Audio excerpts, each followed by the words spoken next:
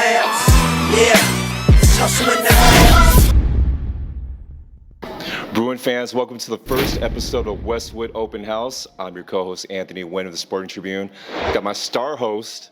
I call him a star because you guys know him as Vernon Littlefield from the hit show HBO Ballers, but to us, he's DC Donovan Carter. Welcome, DC. Hey, what's going on, man? Glad to be here. First episode, man. Let's get it, yeah. First episode. We want to thank the program, Coach Foster, the staff, and actually our CEO, Arash Markazi, for making this happen. We want to bring a different side of podcasting, obviously, with the players' perspective, and also from the coaching staff, and actually from the fans as well. So we're going to kick it off, and you know what? We're going to do things differently here as well.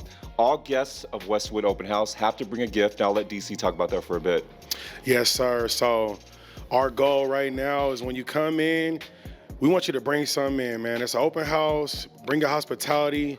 When you bring a gift, we'll also give you a gift as well. And when we get your gift, we're going to donate it to the Mattel Children's Hospital right over here at Ronald Reagan at UCLA. So, you know, we just want to give to receive. Love that, DC. So we have our first guest, a friend of the program, a friend of ours. He's actually a lead analyst on the CW's new college football program, covering the ACC and the Pac-12. Friend of the program, Max Browne. Max, come on board to the open house. Yes, sir. Appreciate you guys. Appreciate you. You're letting a SC guy be the first guest. It's an honor, man. Thanks for having me on. Thank you so much, Max. Man. It's all love with the rivalry always. You know, the day of the game, it's tough, but you know, it's all love, man, always. I feel like we do got to like stick together as like the new school Big Ten programs come in. It's like the West Coasters, even Oregon and Washington. It's like back to Pac forever, man. Back to Pac forever. Back to Pac, and it's weird that now that you're covering the Pac-12 again. Talk about the two teams that you're covering right now for the program. Yeah, so I'll still, like you said in the open, I'll be working with CW this year, who's gotten into live sports over the past couple of years, calling games for them, and it'll be primarily ACC work, but still tracking Oregon State and Washington State as well. So I'll have Oregon State week 1, their home opener against Idaho State, and yeah, like I said, man, I'll always have love for the Pac-12 schools, even Arizona's and whatnot, going to the Big 12. It'll be trippy this year, but yeah, man, it'll be fun. Definitely fun. Yeah. DC. So, when you get into broadcasting, is this something that you always, wanted to do when you were a kid or at college, or is it something that you just developed after you got done playing the game? Yeah, it's kind of funny. I always thought, like we were chatting about this a little bit before, but like I always thought I'd have like a 20-year NFL career. I was a big recruit in high school. I didn't have a big college career or anything, but that was always like my mindset. But I was a backup most of my time at SC behind Cody Kessler, and on our practice like Friday walkthroughs when they would do like 2-minute drill, I'd always like mess around like on the side with our tight ends coach and like commentate the 2-minute drill on Fridays as like a freshman and sophomore, and it was kind of just like me and the coach and then 5 guys just kind of standing there kind of like joshing around. And then when I got hurt my last year at Pitt, and funny enough, there was like a true freshman scrimmage game, and Kenny Pickett was the quarterback there. Again, this was like December of the season, a little rookie matchup, and they put me on the mic, and I like announced it in the like indoor facility, like this like freshman little matchup, and it was always kind of just like kept progressing, and then it was like the sports information director was like, Max, you should try this when you're done. And then that was when like Dan Orlovsky's career took off, where he was doing breakdowns in his basement, and that's how I got my foot in the door, doing breakdowns kind of like that. And then just like anything in life over the years, it kind of just progressed year after year, and still climbing. Man, you're definitely an inspiration to a lot of us that's doing this thing right now too. But talk about, your playing days in 2016 when you're the clear-cut favorite to start that season. Maybe translate to what Ethan Garbers is going through this year, like knowing that he's the number 1 guy going to the Big Ten. For sure, and I think the fact that he's not having to it's not like a true competition. As a quarterback, man, that frees you up. I think we get latched into like, oh, competition always makes you better. I think that's convenient for coaches to say. I think competition always makes the team better. But when you're a player and you don't have to look over your shoulder, I'd like to think you can be like, oh, I can get past that and all that. But you just play different, especially as a quarterback, especially when it's your team and you're the leader of the squad. And so I'm happy for Ethan. I knew his older brother. I saw Ethan at Elefante in Santa Monica a few months ago. Elefante, man, fancy. Literally. Fancy. But no, like I feel like the way he finished last season, that momentum coupled with being the guy the whole off season and being his team, that's got to be a recipe for success. Definitely, and he's definitely a top 3 quarterback in the Big Ten, bar none. Let's see here. You got, is that a hot take? I'd take Dylan Gabriel. Dylan, for sure. A lot of people would take Drew Aller from Penn State, but we'll see there. Michigan, no. Miller Moss isn't a proven commodity. I think he's going to sneak up on some people. Like we were talking off air, to have a guy who's returning and you know what you're going to get out of him in a conference where there's a lot of competition battles going on right now in fall camp, to have that confidence, I think is big for UCLA. And don't sleep on Michigan State's quarterback too, Aiden Childs. Jonathan Smith brought him, talking about Oregon State early on. I mean, everyone knows DJ Uyunglele. Jonathan could have taken him. He did not. That kid's going to be special. Don't sleep on him. Yeah. I mean, I always think it's important, too, when you, for the coach like that to get your guy that you're already familiar with, and he comes in and can execute the offense. It's always, it's always a clutch thing, man. Totally. Yeah, let's talk about also Eric Bieniemy being here, and Ethan Garber's having him, pro OC, having somebody like that at this program. You think that can take him to the next level too? I think that was a huge hire. I mean, that's one that's slept on. I mean, he was a big NFL offensive coordinator hire. Yeah. So the fact that he's here calling plays for UCLA, I mean, that's super exciting. And I think for me, just look at his track record of, obviously he's Coach Patrick Mahomes. I mean, he's done it at the highest level. But what would excite me for UCLA is he's done it in different ways. He did it early on with Jamal Charles, and then it turned into Travis Kelce, and it turned into Tyreek Hill, and all those dudes are 3 different positions, 3 different styles of offense. And I think it's easy to be like, oh, you got Pat Mahomes, oh, it's going to be easy. Well, that's not necessarily the case. Obviously, they had Alex Smith early on, who, he was a low ceiling but high floor quarterback. That's a different vibe than Pat Mahomes. And so I guess my point is that I think there's going to be different ways to move the ball, to score points. And assuming he's here for, a long time, I think the offense year in and year out could look a lot different versus Chip Kelly. He kind of had a mold that he brought to the park, which was great. He's a great play caller, but I could see it changing year in and year out in a good way with Eric Bieniemy. Definitely. You're talking about that move now to the Big Ten. It's a little bit different from the West Coast. You played at Pitt in the East Coast. Talk about some of the challenges that the Bruins might face playing at a Penn State, for example. I always struggle with this. Well, Penn State, I played on the road there, rivalry game, at least from Pitt's perspective. I don't think Penn State necessarily considers Pitt as much of a rival, but from ours it was. 100,000 people. I mean, we got them at noon, luckily for the opposing quarterback rather than a night game. That'd be a beast. But Penn State's going to be tough. I mean, but for me, I kind of flipped the script, and I'm sure the players will as well. That was watching Penn State games and playing college football way back in the day on video games. That's what you dream of. Those the atmosphere that you're yo, sign me up. But the cold weather stuff, that'll be interesting. I always struggle with this because I think it's a convenient talking point that people are oh, Southern California kids they're gonna struggle in the weather. To me, football's football. If you're a violent guy, you're not real. To me, most guys, defensive linemen, I mean, you can speak this better than me. It's cold, whatever. Let's do it. And for me, the quarterback that threw the best in the elements for me that I played with was Sam Darnold, who did not have the biggest hands. He's an Orange County kid. I'm from Seattle. I should be the guy that throws the ball in the rain better. And so to me, it's kind of a mixed bag. I think the West Coast schools will be totally fine in the weather. You got to give them your mud ball advice. Yeah. Talk about your mud ball advice. Yeah. So like I said, I mean, there's a lot of USC quarterbacks that had much more storied careers than me, but the one legacy I did leave. So Cody Kessler liked his footballs not as worn in.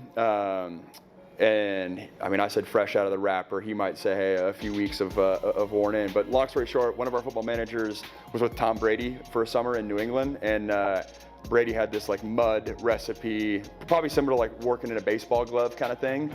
And so we brought that to the footballs. And ever since, if you look at the pictures, they go from more a pink red type football to dark brown Caleb Williams last year. And I was hey, that's I'd like to think that started with me. It was that whole quarterback room in 2016, but yeah, fun memories. What's your take? I mean, I feel for me, every time I tell people about the Big Ten, people's always oh, what about the travel?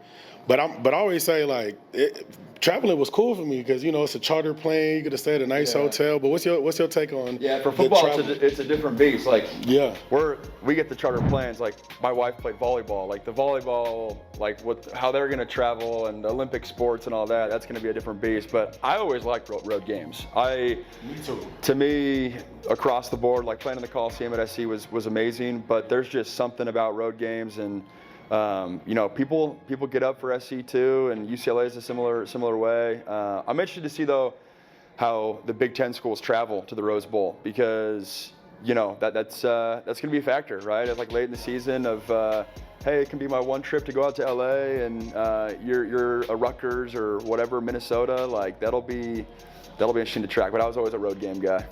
You know, it's a trap. LA's a trap. You know, you're talking about, you know, professional athletes coming to LA and having a bad game. It's interesting to see that. You know, kids are excited about being in Los Angeles, you know, seeing like some of the stars and stuff like that and hanging out at the nightclub. So we'll see if the program's tighten up on that. Speaking about the Big Ten schedule, Max, let's deep dive in that real quick. So August 31st, the Bruins open up against Hawaii. Should be easy win. Now it starts getting, you know, a little bit into that Big Ten schedule, the Marina Trench, if you will. Then we have a bye week. Then we go to Indiana. Indiana comes here actually. What's that looking like for the Bruins? Yeah, I think for Indiana, new head coach there, and with those schools, like that's what's fascinating to me about the Big Ten just across the board is there's a lot of schools that I think view themselves as like good, like hey, we can make a bowl game, we can win, you know, 8 games a year, but there's only so many wins to go around, and so UCLA is saying, hey, Indiana, that should be a game that we win.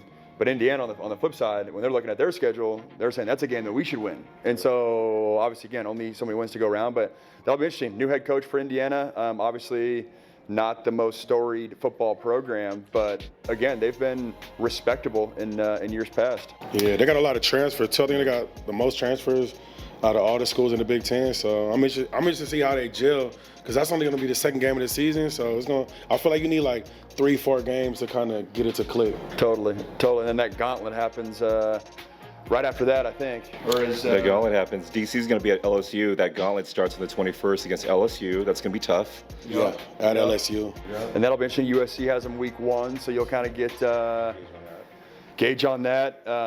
I mean, one thing you know for sure, Brian Kelly, his teams are going to be good. I think it's just a matter of LSU's defense was terrible last year. Do they improve there? And then no Jaden Daniels. Their quarterback will be Garrett Nussmeier.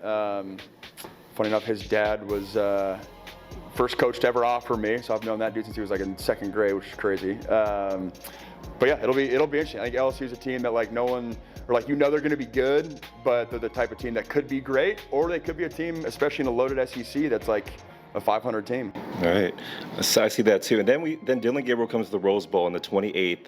What's that looking like? Yeah, Dylan Gabriel, Dante Moore, familiar name here.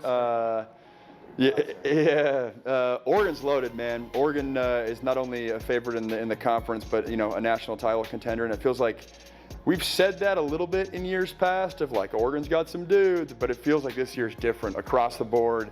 NFL-style players, deep. They did work in the transfer portal too. And to our earlier point of like, if you're a team that has a proven quarterback coming back in a year where across the country that's not necessarily the case. Last year, there was a lot of proven quarterbacks, especially in the Pac-12, which, you know, that's why it was the conference of QBs last year. This year in college football, I don't think the landscape of quarterbacks is as strong. Oregon's got a proven quarterback. UCLA's got a proven quarterback.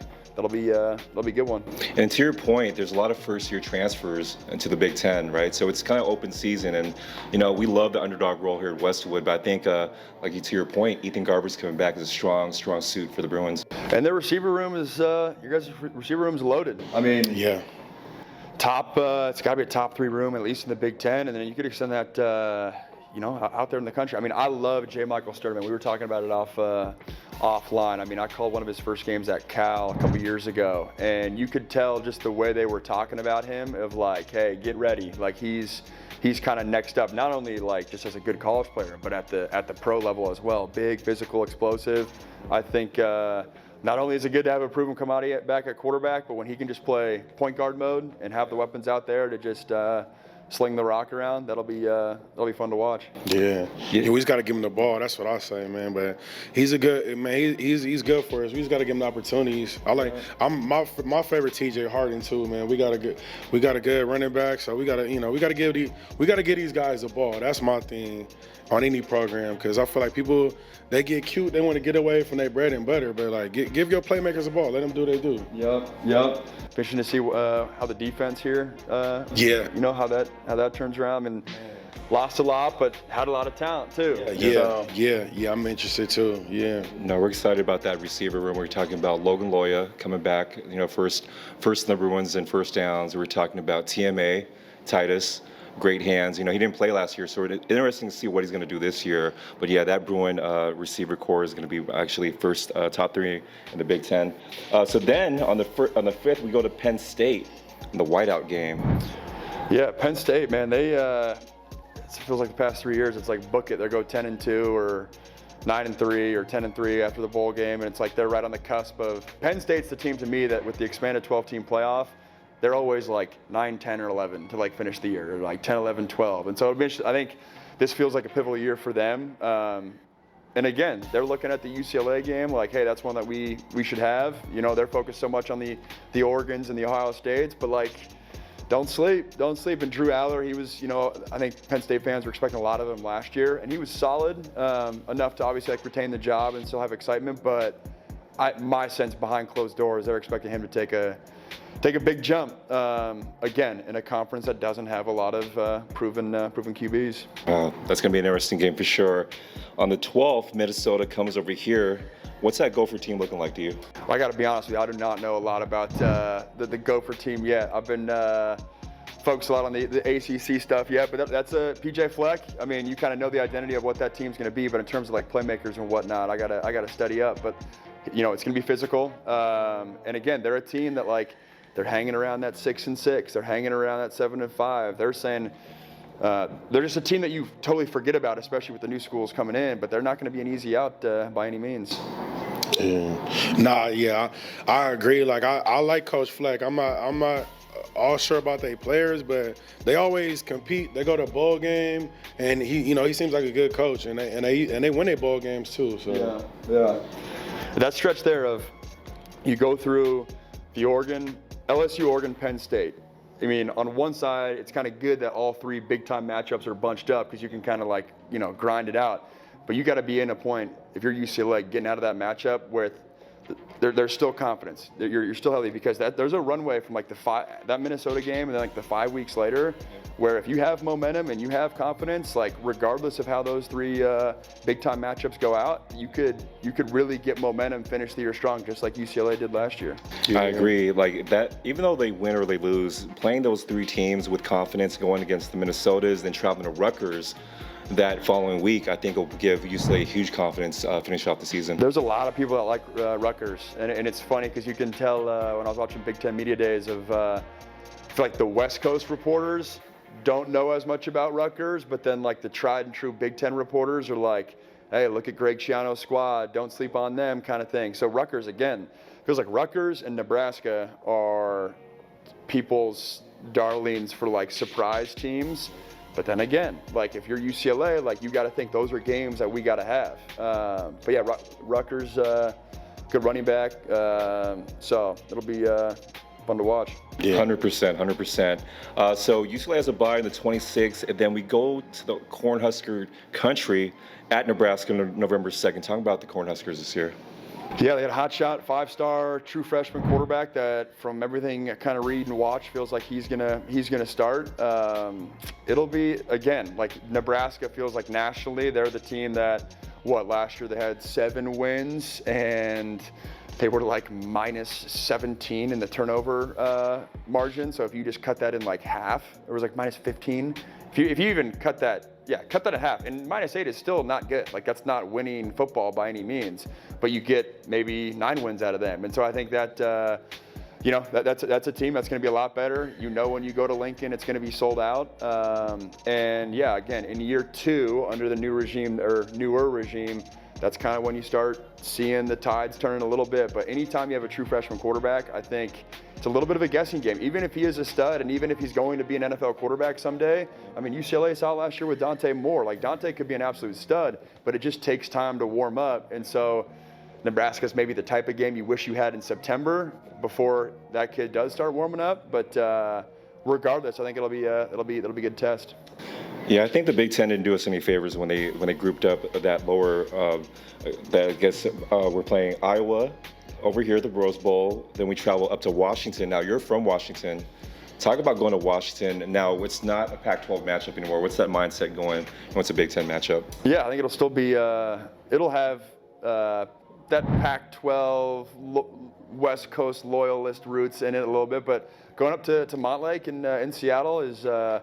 I mean, even if you're not a Seattle guy, I feel like that venue, that stadium is sweet right there on the water. I'm interested to see what Washington does. Obviously, they lost a ton, maybe more than really any team in the country in terms of coming off that national title team. But I've called a few of Jed Fish's games. Their new head coach, again, another new head coach in the conference. I think he's a phenomenal play caller. Will Rogers is their quarterback. He'll have some success, but I think there's going to be a drop off. To me, it's how big of a drop off, and can they even if they take early losses, can they keep that together? Because Washington's a team that really no one's talking about because it's so easy to be like, oh, they're coming off the national title game, oh, they're going to take a step back. But they got some players. They got a quarterback who had success. He transferred in from Mississippi State, like I was saying, and. What Jed did at Arizona was terrible. 4 years ago. Terrible. And he turned that around he left that program in a great spot. That program's top 20 team in the country right now. So he's a legit beat us coach. last year too. And he former UCLA coach as well. So going to Washington is tough. Like the weather, the crowd is crazy. So yeah, that's one of the games you gotta like really focus, I think, because it's one of the games that can go away. Because they lost a lot of people. You assume that you're going to come in and win. Ethan Garber's going to be happy going back home as well. But that's right. I mean, he's a Bruin through and through. But a little bit of a revenge dynamic. Yeah. Start off there. And talk about, Donovan, going to Washington. I know it's gloomy over there. We're so used to the West Coast weather. Yeah. I mean, talk about that as a player going to Washington. I mean, it's different, man. I mean, Washington is a beautiful state. Like, I almost went to Washington myself. Like, they definitely was in my top 3. But, the weather, I mean, but by that time, we traveling. We going to Penn State. We're going to Rutgers. We should be used to whatever weather it is, so it should be nothing. But it's definitely different. Like, that rain, I'm not a big rain fan myself. What weekend is that game? That weekend's going to be on the November 16th. Okay, yeah, it's definitely cold. That's where Seattle gets. You're from there. You catch Seattle in September, you're chilling. Early October, you're chilling. November, that's where it can get rainy and not fun. Not fun. Yeah. And pre-Thanksgiving, we're gonna have you back for Thanksgiving, and we play your team at our house in the Rose Bowl. Yeah. How exciting is that, DC? Come on, man. That's the game. I mean, you don't want to look too far ahead, but Max knows that's the game you circle every year. Like we could go 0 and whatever. We win that game, that's the championship game for us. But yeah, it's a rivalry game, man. It's fun because you get to play either people that you were teammates with or you grew up with or played against. And it's always just a fun game. You get turned up. You don't have to get too motivated for that game. And it's at the Rose Bowl, so it's better fun. And there's a lot of crossover. I mean, USC's going to come in with a chip on their shoulder, obviously, from losing last year. But, I mean, with Danton Lynn being USC's defensive coordinator now, coming from UCLA, yeah, and then taking a couple of the secondary players as well. Like, all those guys are going to gear up and then it's one thing when you're going to high school with a lot of these guys, when then you wore the same jersey as them at a certain point, like that's a different vibe for sure.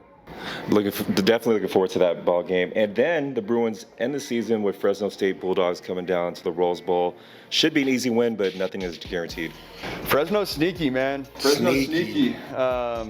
Usually UCLA gets them early on in the season, right? I feel like so to get it late, that'll be different. But I mean, I always say, like, in the transfer portal era where there's so much player movement, I feel like Fresno State's the type of team that has access to a better caliber of player now because it's so fluid. And if you're not playing at UCLA or you're not playing at USC or you're not playing at Washington, I think it's easier to just pop down there, let me get my reps. And it feels like every single year Fresno State's got some guy that's like transferred in from Washington, now he's a 1,000-yard receiver or something like that. So Yeah, don't want to sleep on the Bulldogs by any means.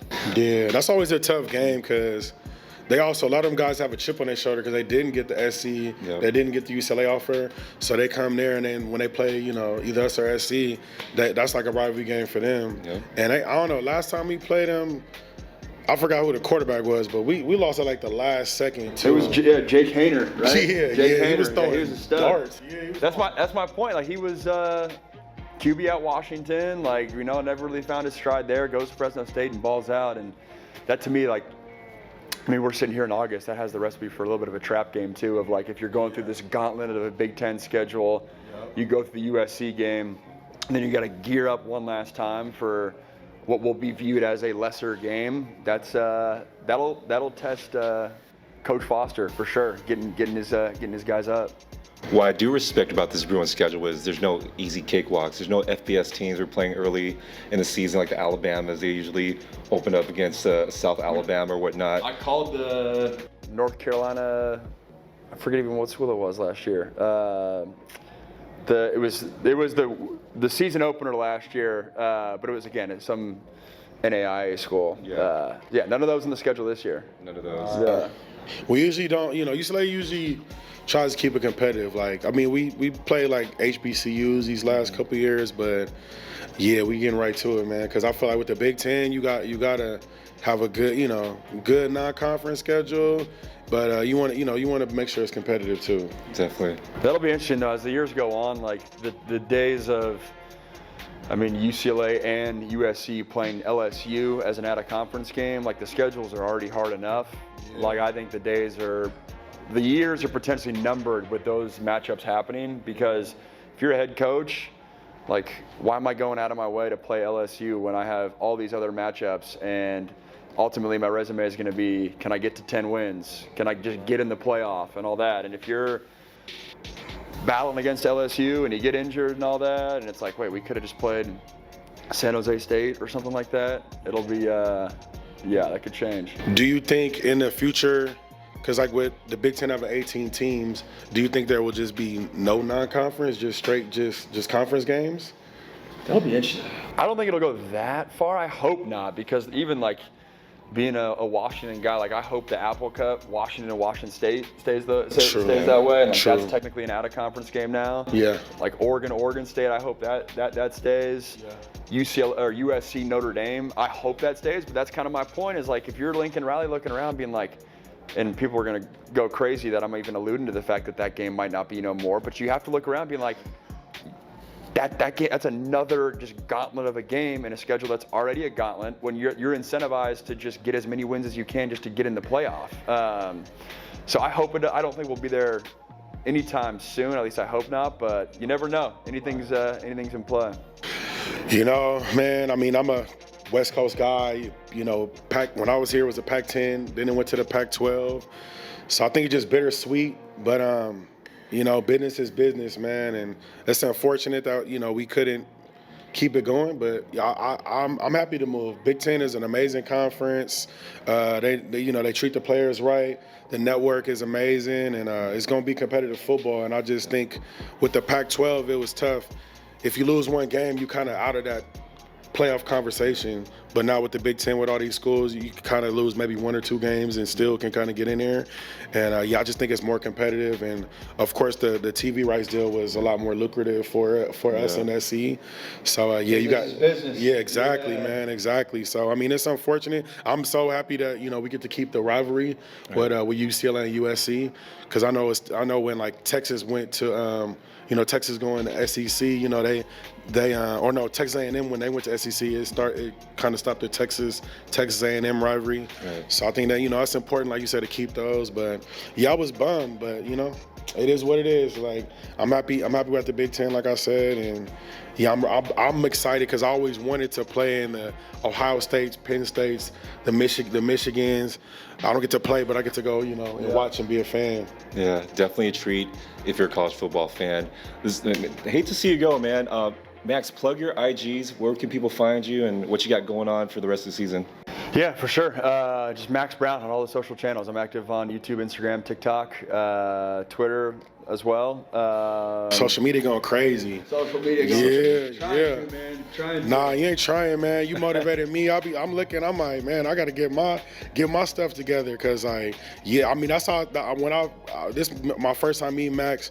My first time was seeing it was on TikTok, and I was like, man, it did an amazing job analyzing everything, breaking everything down. Just showed your true knowledge of the game, man. I appreciate that. Yeah, it's fun. I got my intro into the business like doing breakdown content, and so to answer your question, that's what I'll try to do this fall, NFL and college as well, doing some CW stuff. 15 weeks a year, 15 weeks in this year, calling games. Yes, sir. So it'll be fun. On that last topic though, so you mentioned the gifting thing. Mine's a little gift. It's not nearly as big as this, but hopefully it'll be something you can like stick on a wall and remember. For sure. Our Pac-12 conversation, Okay. a little Pac-12 helmet sticker. Hey. Oh, nice. So There we go. As the years go on, it might not be that cool now, but you pull it out there in 30 years, people are gonna be like, wait, what? What's the Pac-12? Yeah, that's crazy, the Pac-12. So put it on a laptop screen or something like that. That'll be my gift to the pod. Now, we appreciate it. And our gift, man, I mean, it's a rivalry, man, but we got your UCLA hat, rock it one time, or I'll probably get banned for rocking this, but it'll be a good memory of being on the pod. You can recycle that too. Nah, totally. My brother-in-law is a Browne. He golfed here, so it won't go to waste. And guys, again, that's going to be auctioned off at the end of the year. Max, pleasure to have you. And we're going to have you back SC Week.